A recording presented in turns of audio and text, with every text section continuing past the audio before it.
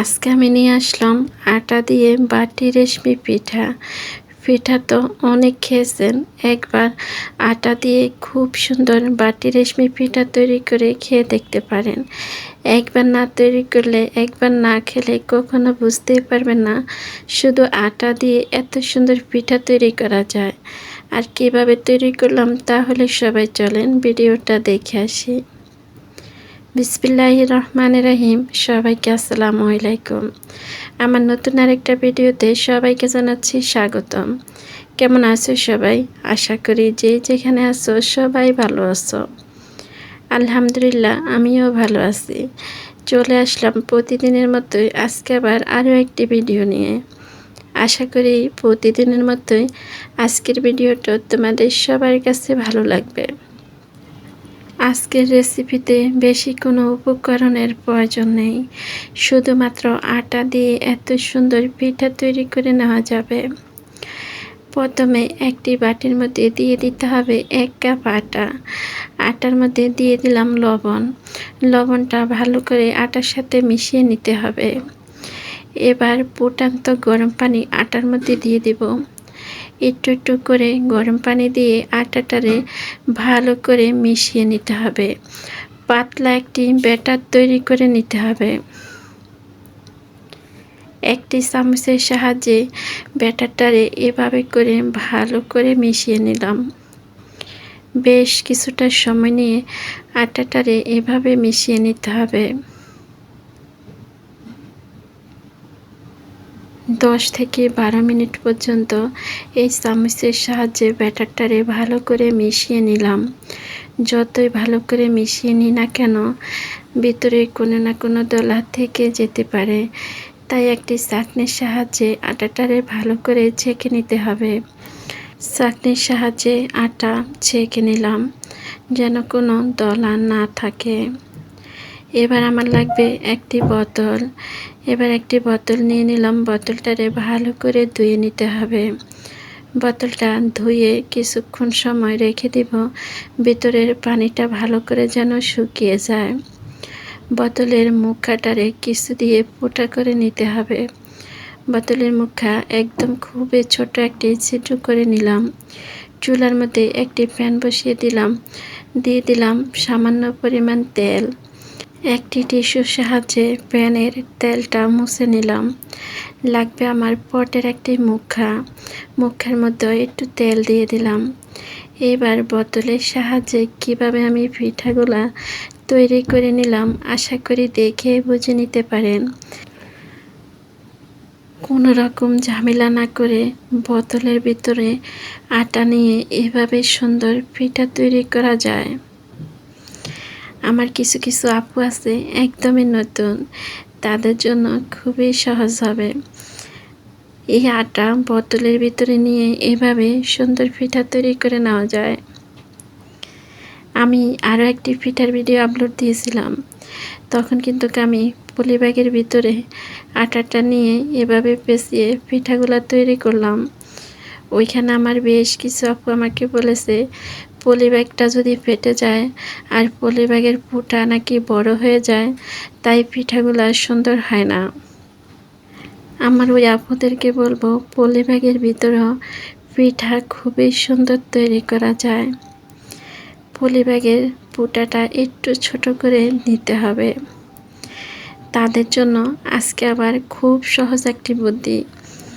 পলিব্যাগের ভিতরে না হলে এরকম বোতল দিয়ে কোনো রকম ঝামেলা নয়, খুব সহজে তৈরি হয়ে যাবে পিঠা। শুধু হাতটা ঘুরিয়ে নিলে খুবই সুন্দর পিঠা তৈরি হয়ে যাবে। আশা করি সবার কাছে ভালো লাগবে। এরকম কড়াইটা একটু গরম করে হাতটা ঘুরিয়ে নিলে খুবই সুন্দর পিঠা হয়ে যাবে।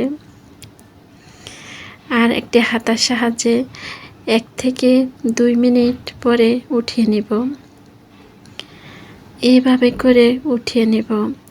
উঠানো যখন হয়ে যাবে, যে পটের ঢাকনা আমি তেল মেখে রাখলাম ওই পটের ঢাকনার মধ্যে দিয়ে দিব। এই যে এরকম করে ঢাকনার মধ্যে রেখে দিব। তখন ঢাকনার মধ্যে চাপ দিয়ে এই যে এভাবে করে পিঠাগুলা তৈরি করে নিব। খুবই সহজে ভিন্ন স্বাদের আটা দিয়ে বাটি রেশমি পিঠা। এত সুন্দর পিঠাগুলা খুব সহজে তৈরি করা যায়, কোনো রকম ঝামেলা নয়, ঘরে থাকা আটা দিয়ে তৈরি হবে। এই পিঠাগুলা একবার তৈরি করে মাস জুড়ে সংরক্ষণ করে রেখে দেওয়া যাবে। রোদে শুকিয়ে মাস জুড়ে সংরক্ষণ করা যাবে, যখন খুশি তখন তেলে ভেজে খাওয়া যাবে। এই যে খুবই সুন্দর করে পিঠাগুলা দেওয়ার সাথে সাথে হয়ে যাবে। তুলে পটের ঢাকনার মধ্যে নিয়ে একটু চাপ দিয়ে একটি প্লেটের মধ্যে দিয়ে দিব।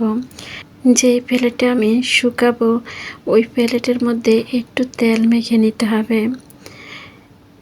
প্লেটের মধ্যে তেল মেখে আমি সাথে সাথে কিন্তু এই পটের ঢাকনা থেকে প্লেটের মধ্যে দিয়ে দিব। একইভাবে করে আমি সবগুলি পিঠা তৈরি করে নেব।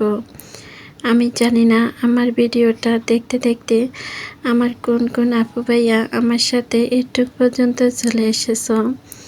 তোমরা যারা এসেছো একটা লাইক দিতে ভুলে গেছো, একটা লাইক দিয়ে দাও। আর আমার ভিডিওগুলো দেখো, এখন পর্যন্ত আমার চ্যানেলটাই সাবস্ক্রাইব করো নি, আমার চ্যানেলটা সাবস্ক্রাইব করে রাখতে পারো। আমি যখন যে ভিডিও ছাড়বো তোমাদের কাছে নোটিফিকেশন চলে যাবে। সময় সুযোগ বুঝে আমার ভিডিওটা দেখে দিতে পারো। আর তোমরা যারা এই কাজটা করেছো তোমাদেরকে জানাচ্ছি অসংখ্য অসংখ্য ধন্যবাদ, এইভাবে আমাকে সাপোর্ট করার জন্য, এইভাবে আমার পাশে থাকার জন্য। আর তোমাদের সবাইকে আমি আরও একটি কথা বলি, আমার ভিডিওর মাঝে, আমার কথার মাঝে যদি কোনো কিছু ভুল হয়ে থাকে সবাই আমাকে ক্ষমা দৃষ্টি দেখবেন। মানুষ মাত্রই তো ভুল হয়, তাই না? কথা বলতে বলতে অনেক কথা বলে নিলাম।